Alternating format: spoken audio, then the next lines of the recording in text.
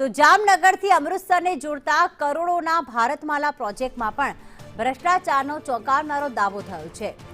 ધ્રોલ તાલુકામાં આવેલા માવાપર ગામના લોકોએ હાઈવેની કામગીરી કરતા કોન્ટ્રાક્ટર સામે કૌભાંડનો આરોપ લગાવ્યો છે।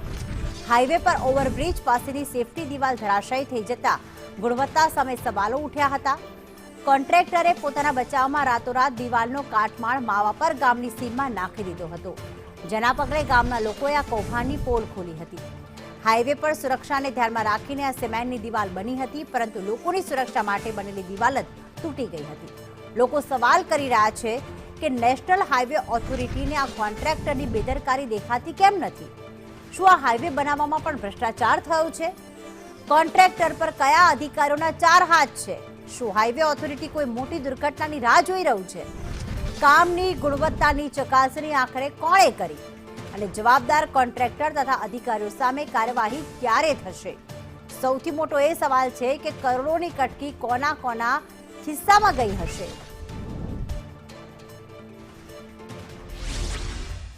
ઘોર બેદરકારી જે 6 કિલોમીટરનો કટકો જે માવાપરથી ચાલુ થાય અને ધ્રોળને જીએમ સુધી લગતો રોડ છે, એમાં ઘોર બેદરકારી કામમાં કરે છે।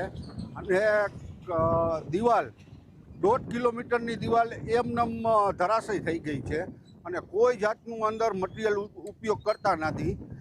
વગર ચાલુ કર્યે, વગર રોડ ચાલુ કર્યે દિવાલ ધરાશયી થઈ ગઈ છે। જામનગર અમૃતસર ભારતમાલા એક્સપ્રેસ હાઈવે નીકળ્યો છે, તેમાં 1.5 ઇંચ વરસાદ થયો ત્યાં જ 1.5 કિલોમીટર લાંબી આરસીસીની દિવાલ પડી ગઈ અને રાતોરાત માવાપરની સીમમાં ઢગલો કરી ગયા।